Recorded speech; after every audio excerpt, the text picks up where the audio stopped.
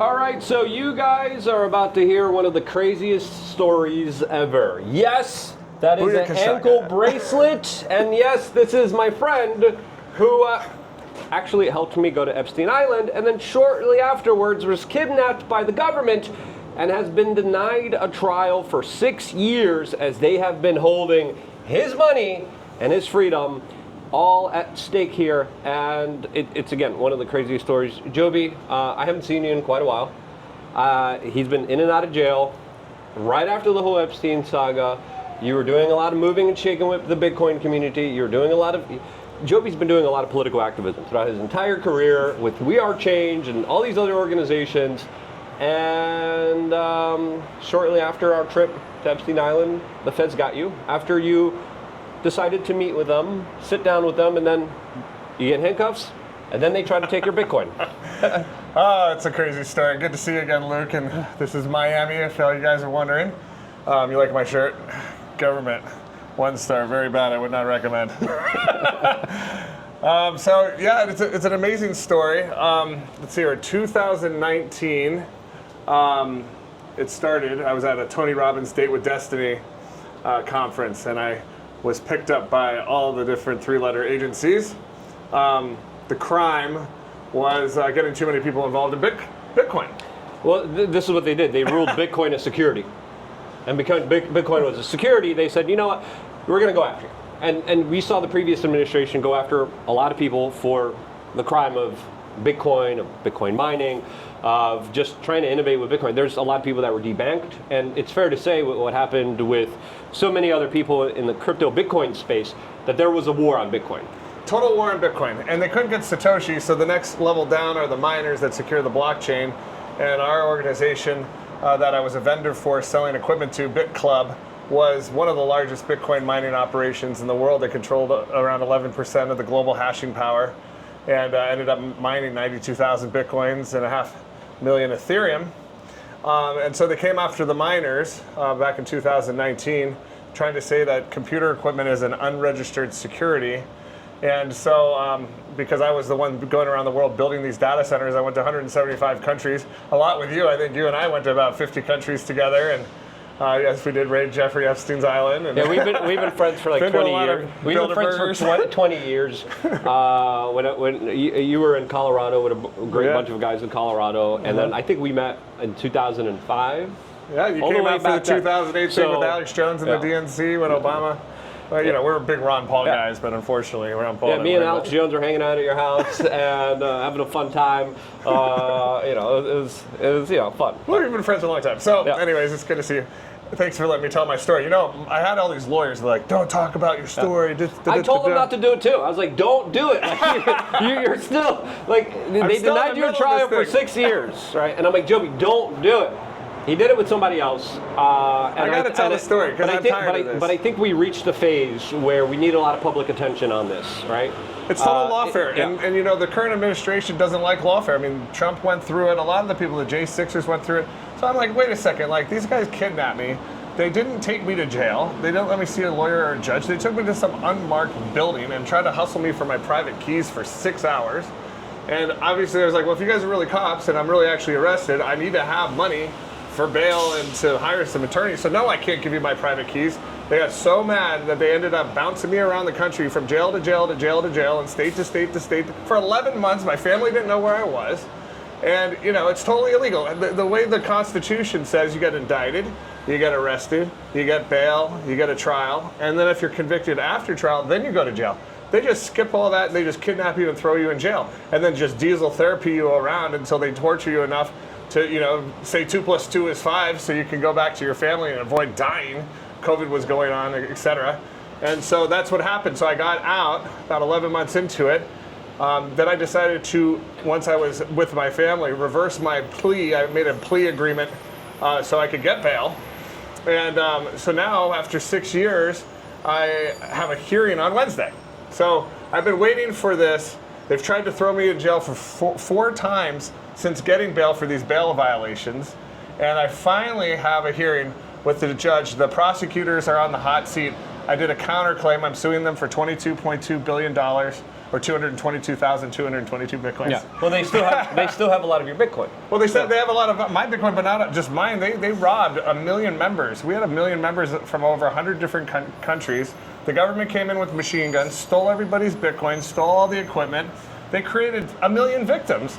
And everybody was getting paid until the day the government kidnapped us and stole everybody's money. It's been 6 years. They haven't given anybody their money back. It's just a heist. It's total lawfare. It's a total heist. Well, the fact that they tried to extort the private keys out of you in like a private facility as soon as the arrest goes down, not in a government building, one is the first warning sign. Two, I thought they were taking me to Gitmo. Yeah. Like, oh God. Yeah, but two, this is the important kind of aspect here. If you're a federal prosecutor, you build up a case, then you arrest people.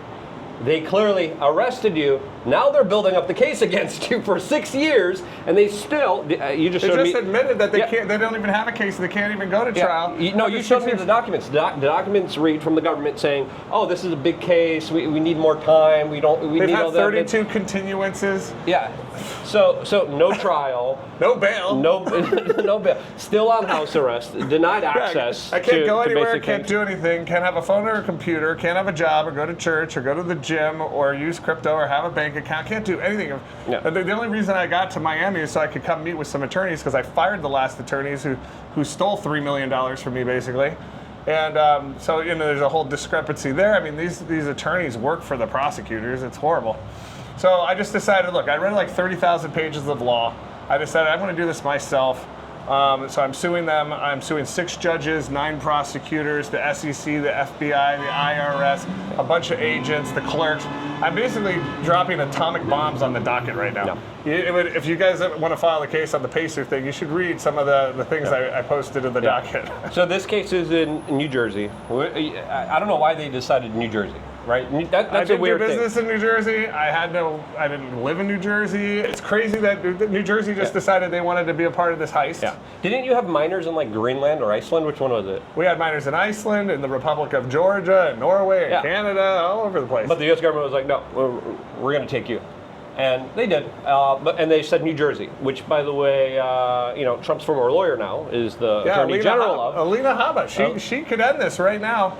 And I busted the prosecutors for like fraud on the court, lying to the court, selective prosecution, and just tons and tons. They broke the law like 25 times. Because they tried to do what they did to Ross Ulbricht to you. Because if you remember, there was a bunch of federal agents that were caught stealing Ross's Bitcoin. Yes, and they went to jail for that. Yeah. So for like 7 years. Yeah. I mean, I found Bitcoin that they stole from me that they never gave to the government. It never got reported on the thing. So I'm like, well, the last time that happened, those agents had to go to jail. So they're in the hot seat. Come this Thursday, May 8th, you guys all say a prayer for me.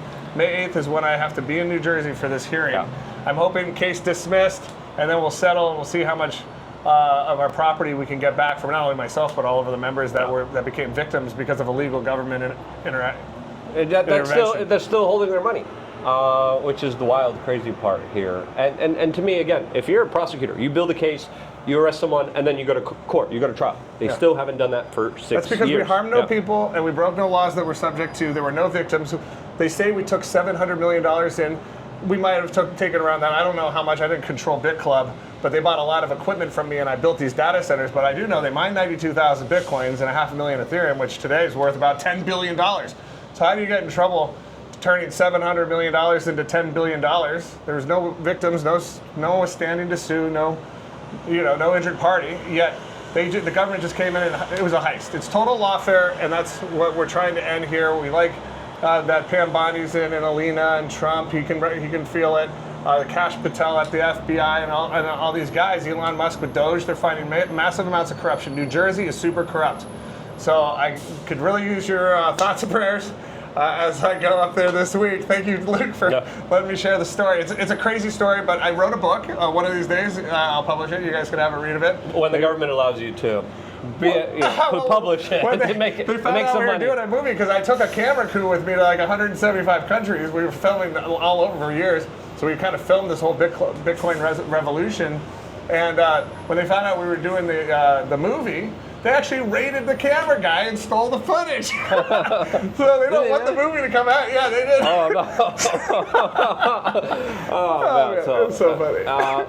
You can laugh or you can cry. One thing about Joby, I got to say, because when Joby, somehow he ended up in New Jersey, right? You came and visited me a couple times. No, it was almost every week. Yeah, every freaking week. This guy was a loyal friend. I was like, look, I'm stuck with a bunch of rapists and killers, you know. But you're still very positive. You're talking about all the businesses you're going to start in jail, and all the people you're meeting, and all the information you were getting.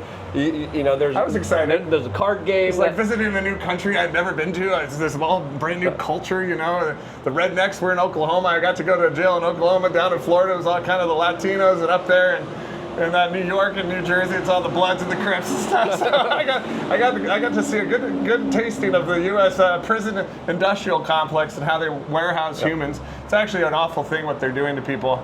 And I did come up with some solutions I think might work. So once this is all behind me, I might be pitching the Department of Prisons some ideas. Yeah. No. This is an important argument to make here because I know a lot of people are like, we need to be tough on crime. I agree. There's a bunch of sociopaths out there that commit the vast majority of the crimes out there. But if there's no victim, there shouldn't be a crime here. But there should be proper due process of American citizens that were clearly a part of this kind of Bitcoin kind of revolution happening here, that we're trying to innovate, that are trying to grow, that are trying to give economic opportunities to people, and the government just squashed it. And again, there were so many people that were debanked. There were so many people that were threatened. There were so many people that were attacked in this kind of innovative space here. I saw the writing on the walls. I backed away because we were telling you guys about Bitcoin when it was still just a few dollars. We were interviewing Max Kaiser on the streets in London, walking around with him, talking about, hey, new nerd type of technology magical that could internet money. magic internet monopoly money that could uproot the Federal Reserve banking system. We were telling you that when it was a few dollars, and then we saw the kind of lawfare, and that's when I was like, okay, I can't do this. My friend ended up in jail. I visited him every week that I could. The COOF was going on, so they had you guys in like solitary confinement majority of the time because everyone's like, couldn't see my lawyers. Prison was on lockdown. I would sit in my cell for like 72 hours. Most like maximum security guys are 23 hours in, 1 hour out. I was 72 hours. I don't even have a criminal background. I'm like, what the heck? Yeah, and you're like one of the worst prisons out there. I remember visiting there, and it was all a bunch of like Shaniquas and Lucretias in the waiting room, and maybe they lean around like, holy cow, I'm in the hood of Newark, and it's like I don't fit in here. But this is how they break the law. They make all these little loopholes for themselves. So they say, oh, you got a right to bail unless you're a flight risk.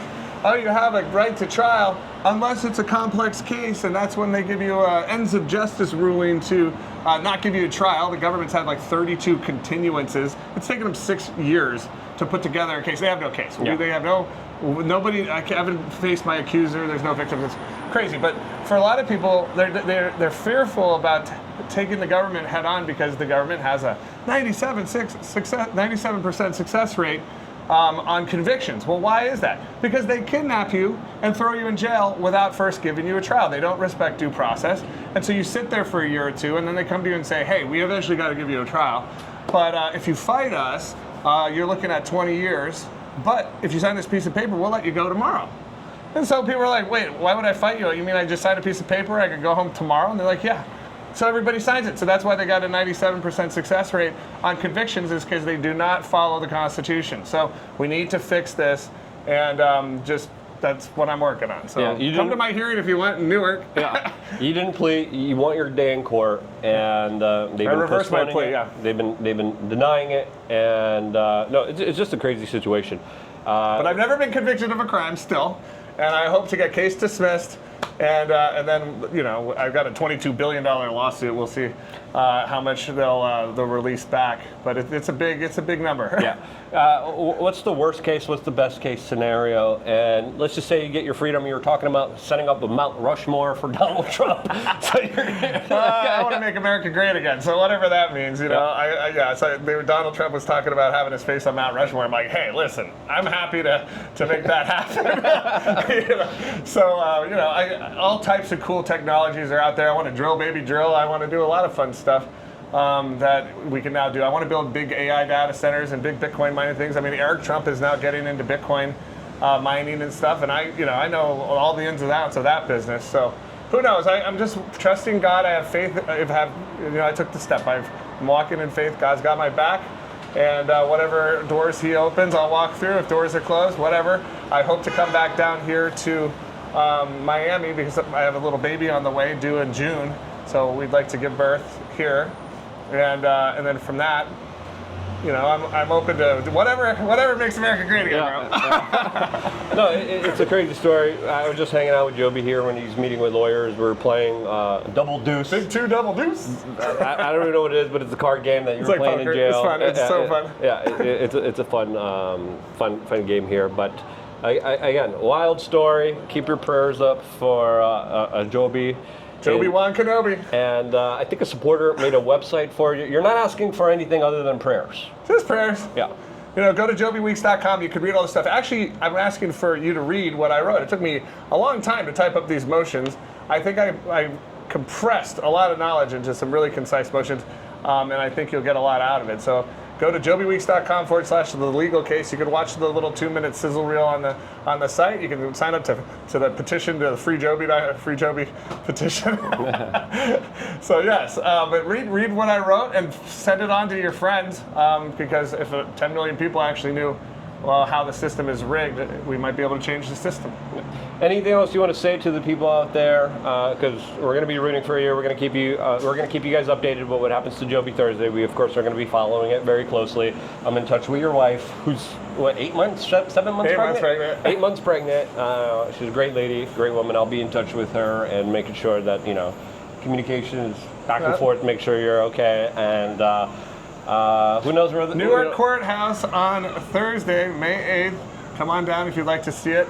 And just lots of love, I've forgiven everybody already. I can't hold a grudge, but I do want justice. I want to help make the Bit Club members whole that got robbed by the government. This heist is so wrong what they did, in so many levels. So, I've forgiven them, but I'd like to have justice. Absolutely. All right, Joby, thank you so much for your time for an interview that I did not want to do. I'm like, Joby, don't. I'm like, come on, let me just tell my story really quick. Joby's like, come on, no, please, dude, let me tell you. I'm like, I still think we need to get the story out there. If you agree, share it. If you got any contacts with Alina Habba or Pam Bondi or anybody in the Trump administration, this is total lawfare. Yeah. Send them this video. Send them this video so they could do the right thing, and they could case dismissed. All they got to do is just call them up and drop the charges. And they could allow someone that was, I think, a huge net positive. I mean, you're a part of the Liberty Revolution. You're a part of the Tea Party. You're a part of the We Are Change movement.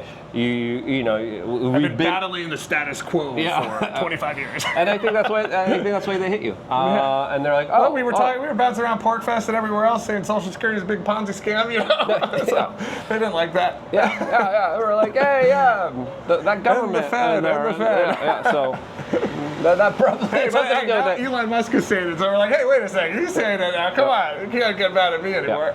Times are changing. Share this video. Get it out there to the general public. And I think we reached the point where we need a lot of attention on this to fix the wrongs here. I think this is a big wrong. If you agree, share it, get this video out there. I love you guys. Stay tuned for more. Ciao, guys. Thanks. All here on youtube.com/wearechange.